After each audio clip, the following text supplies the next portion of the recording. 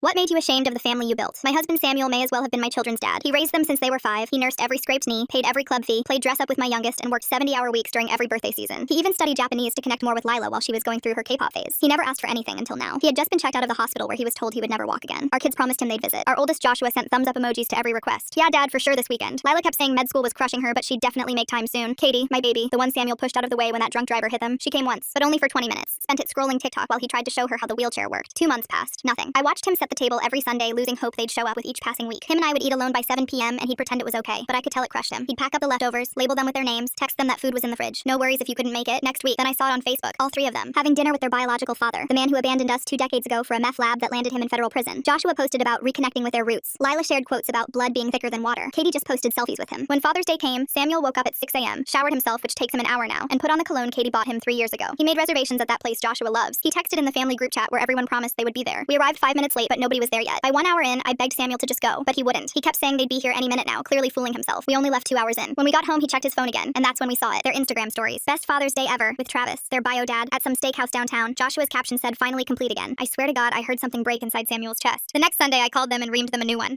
Told them they better come over today or I'm personally gonna snap. They listened to me, but when they showed up for dinner, they acted like nothing happened. Even worse, instead of asking anything about Dad, they kept talking about Travis's prison stories, how misunderstood he was, how the system failed him. Samuel finally asked, his voice small, did I do something wrong? Why won't you visit me anymore? Lila actually rolled her eyes. God, Samuel, we're adults. We don't need you hovering. Joshua shrugged. Besides, our real dad is back now. We need that relationship too. Real dad. The words hung there like a knife in the air. Samuel just nodded, smiled, served dinner. 2 weeks later, the text came in, all at the same time. Joshua needed $5,000 for urgent car repairs. Lila needed $8,000 for MCAT prep. Katie wanted $3,000 for a Cabo spring break trip when it was autumn. Samuel texted back telling them to come for Sunday dinner, saying he'd have their checks ready. When they slouched in, they didn't even look at him. Just whispered about how slow he was moving now. Laughed about something Travis had said about cripples milking sympathy. I know they didn't think I heard that part. Samuel wheeled over with 3 envelopes, and they ripped them open like it was Christmas morning, but what they found inside was only $1 each. Their faces went from greedy to confused to furious in about 3 seconds. They turned to Samuel and, what the fuck? Sit down, all of you. I stood up and slammed my hands on the table. They actually looked shocked that I was speaking. Mom, you can't be serious. We're your actual kids. I laughed. My actual kids? You want to talk about actual? I actually chose dope over feeding you. I actually left you in dirty diapers for days. I actually brought men home who scared you so bad you'd hide in closets. Your dad was one of those men. Katie started to speak, but I wasn't done. I was a failure, but Samuel raised you. He actually taught Joshua to drive, actually held Lila's hair during her bulimic phase, actually lost his leg saving Katie from a drunk driver. I pulled out my phone, showed them their group chat, making fun of his wheelchair, calling him pathetic, planning to milk him for money to give to Travis. Joshua went white. You went through our phones? No, you idiots backed up to the family cloud, the one Samuel set up and pays for. I walked to the door, opened it. You know what your real dad asked you for money for? His dealer. Yeah, I know about that too. And you were going to take it from the man who destroyed his body raising you. My voice cracked more. Samuel hasn't been able to feel his legs for 4 months. He cries during physical therapy. Not from pain, from watching videos of Katie's dance recitals, knowing he'll never walk her down the aisle. They started protesting about tuition, rent, life. Cancel it all, Samuel, I said. He nodded, pulled out his laptop. Already done. You have 30 days before you're dropped from your schools. Your father can handle it now. The real one, right? They all looked at us like we were in the wrong. They stormed out telling us this wasn't over. Their real dad wouldn't put up with this. Full story on channel linked below.